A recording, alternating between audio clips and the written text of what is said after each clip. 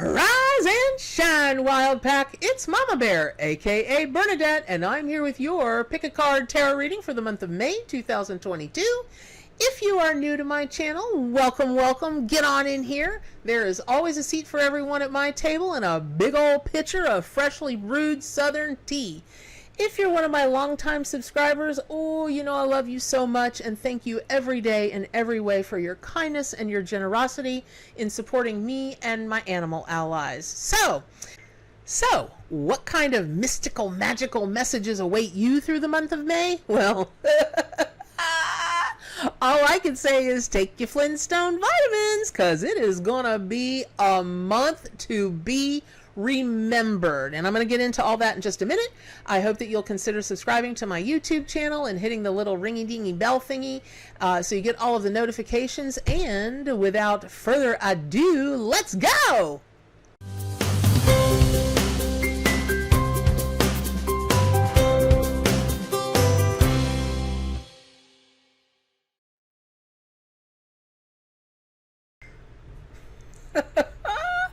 Okay, so since this is the Pick a Card Tarot reading for the month of May 2022, I have cleverly decided to start this reading off with the general symbolism and meaning of the month of May. And that's because when the three cards that came for you this month, and if you're just joining me, I read with my own Arcanimal Tarot and Oracle deck, which is based on the traditional Rider-Waite system, and each card has an animal ally that is that correlates with it. So you get all of the symbolism and meaning of the traditional Rider-Waite deck, and then you get all of the added like energy and medicine and symbolism and meaning of the animal spirit guides, which makes for these crazy, over-the-top, accurate, powerful readings, right? Okay, so what I took, and what I do is there'll be a card for the beginning of the month, a card for the middle of the month, and a card for more toward the end of the month. And when I looked at the progression of these three cards and the animals, and then I was like, oh my gosh, well, May is named for Maya, which means the Great One. And it is the 5th month, and in numerology, the number 5 vibrates with releasing all the constraints on your mind and your spirit. And you know, if you're having some trouble taking risks, May is definitely the month for taking kind of unusual leaps of faith. Now, not blind leaps of faith, right? Just like the Fool card, you want to take a leap of faith that's really rooted in your belief system, right? You just don't want to walk off that cliff willy-nilly. Well, then you take a look at the sacred number 5, and you talk about the 5 elements: earth, air, fire, water, spirit, and that harkens to the pentacle. And see, this whole number 5 thing and the Great One and all this amazing, powerful energy that's packed in the month of May. Wait, it even gets better. So for May, the birthstone for May is the emerald. And it's interesting because Maya, which is the month of May, is the Great One. And in terms of symbolism and meaning for the birthstone of emerald, well, old Aristotle, that old boy, claimed the emerald the perfect crystal for leaders. And the Chaldeans thought, felt, same diff, that the goddess Ishtar, which is the goddess of fertility, which again is also what May is about, lived in an emerald. And emerald resonates with what in metaphysics? What? The 5th ray, God's truth.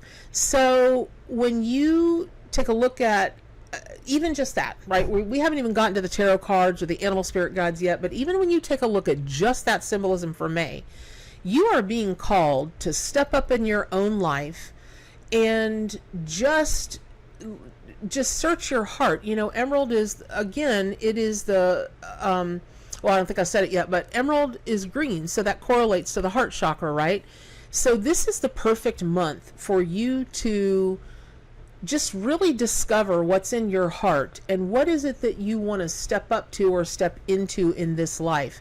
And this is the month to take that leap of faith to do so, because this is the whole energy. Remember, Maya, the Great One, this is your month to be great. Not like you only get 1 month out of the year to be great, but this might kick you on down the path of, of being great. And then of course that will extend through the rest of your life, obviously. Okay. So the one thing that I do want to say is when you take a look at the month of May, that is, we come out of Taurus and we go into Gemini for the zodiac signs in the month of May.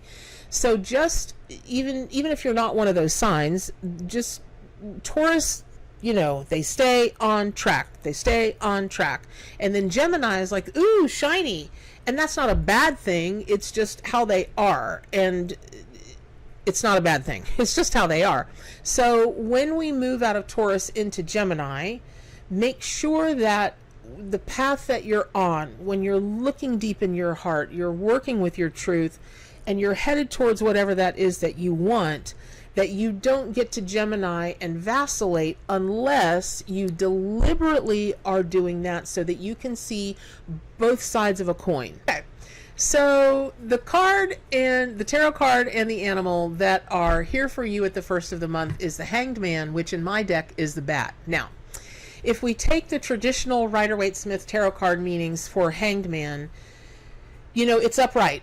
And so when the Hanged Man is upright in a reading, it's a sign that you really have gained your an awareness of your true purpose. Now, you may not be 100% sure of that yet, but you've got like this, hey, I am kind of feeling this way, right?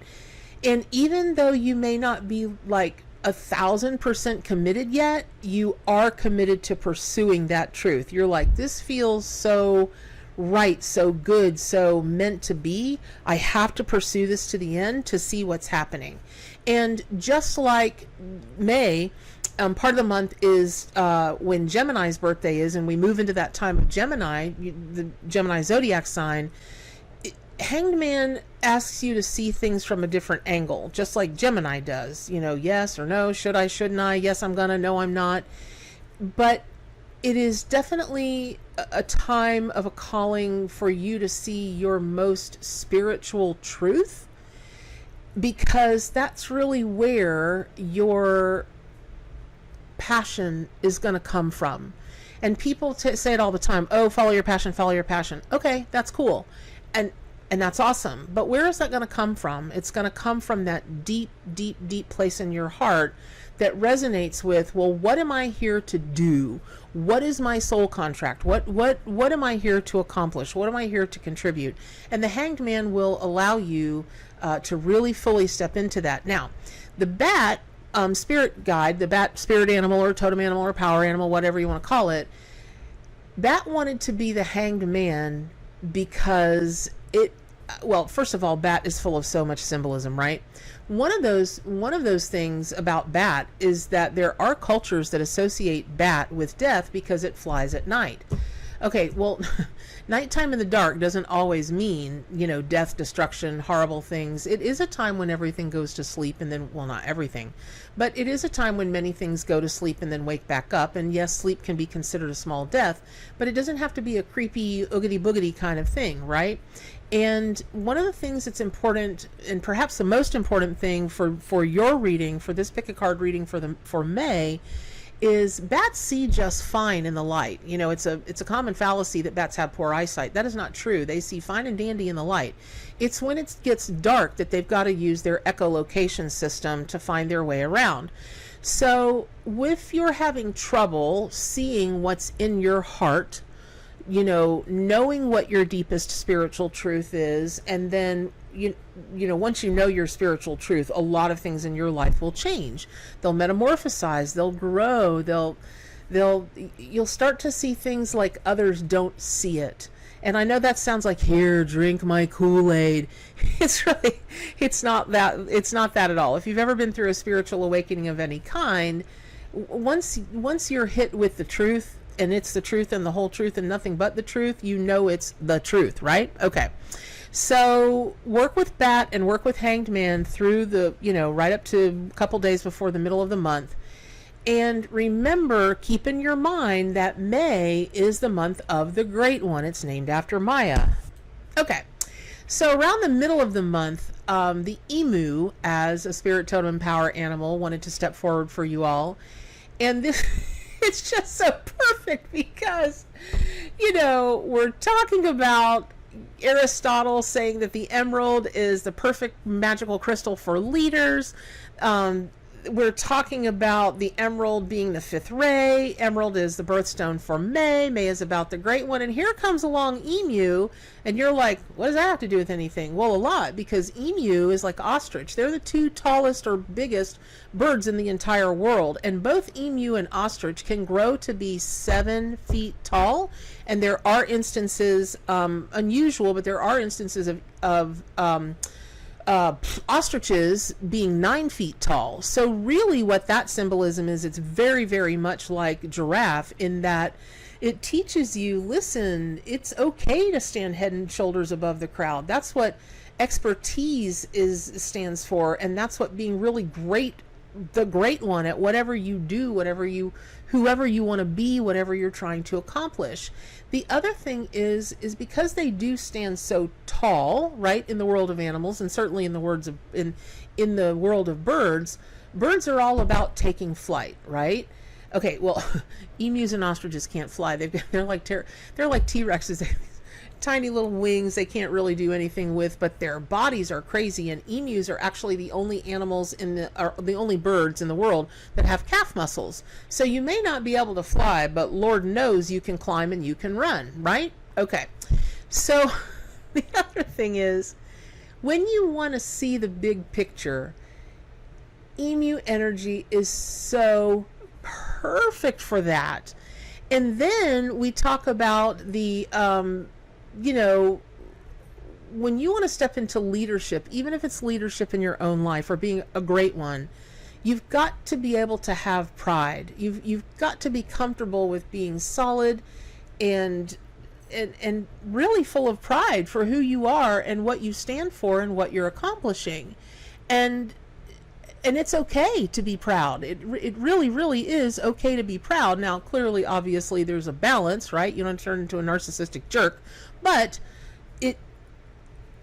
there's no, listen, be proud. That's all Mama Bear's going to say. I could go on and on about that, but then we get to the emu eggs. Okay, do you know that emu eggs, when they're first laid, are this deep, they're so beautiful. They're this deep emerald green. What?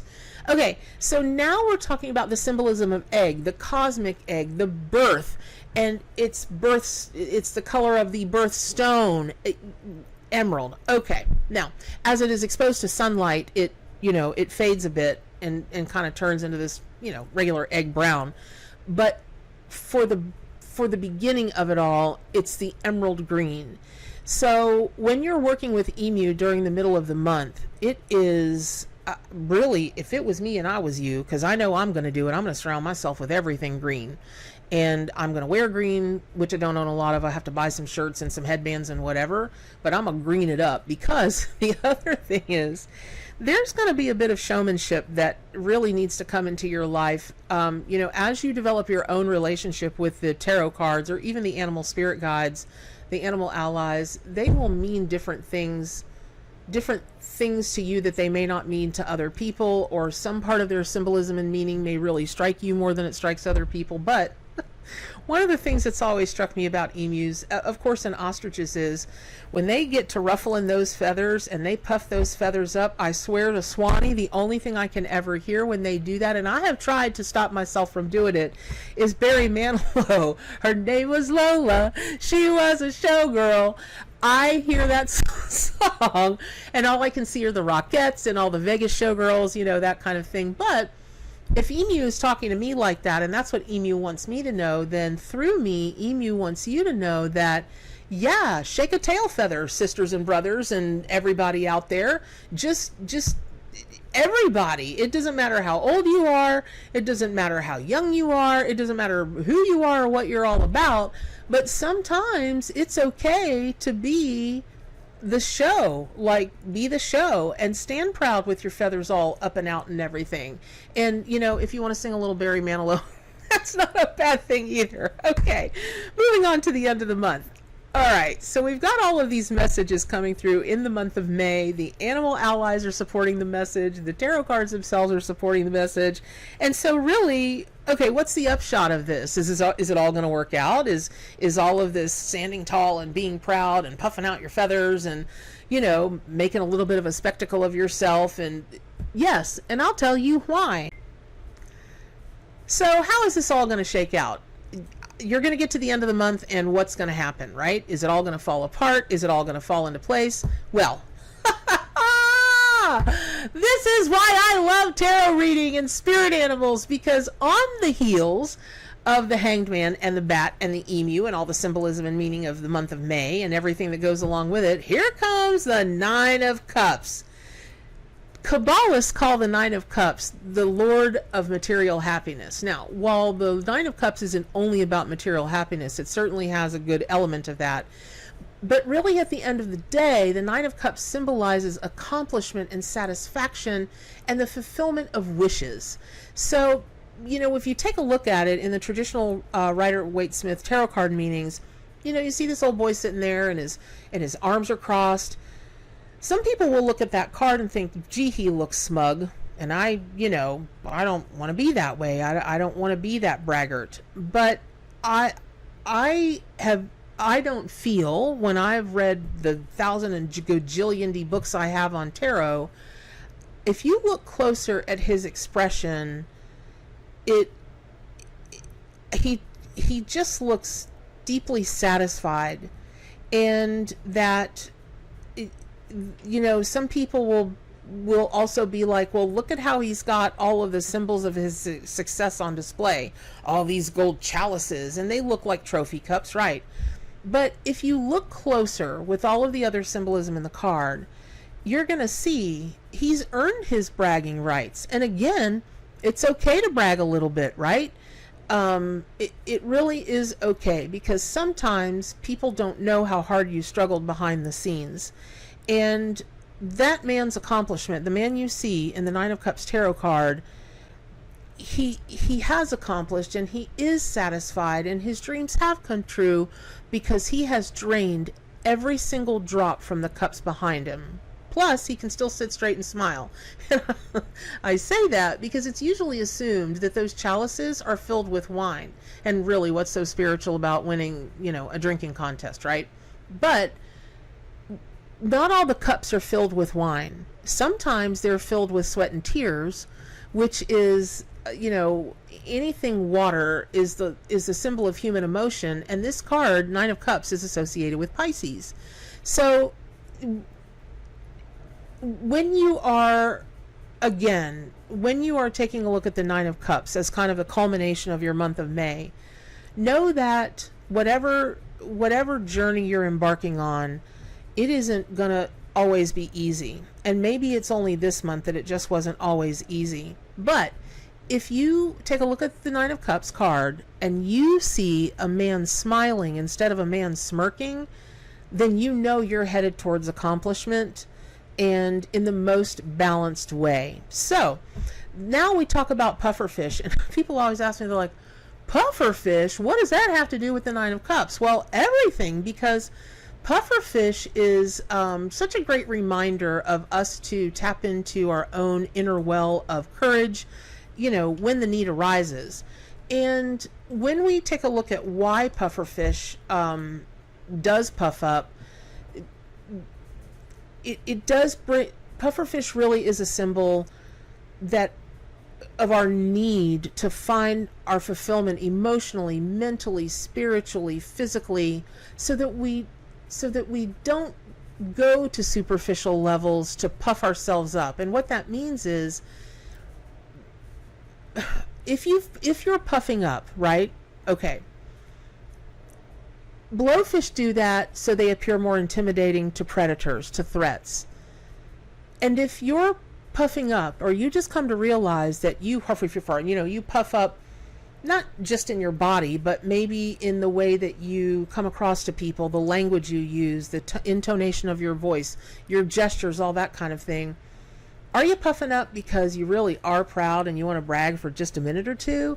Or are you puffing up because it's deep insecurities? And I always liken this to, I know immediately what someone is all about when they start to name drop. When I'm meeting someone in business, if they start to name drop, within the first, few minutes or even 10 minutes of a business meeting, I'm like, oh, that's very different than saying, I did this, I did that, I was responsible for this, I drove this forward, I was a part of this team. That's very different. That's different than, well, yes, I know so-and-so and I worked with so-and-so, because it's not about so-and-so and such and such. It's about the project. It's about what you wanted to accomplish, right?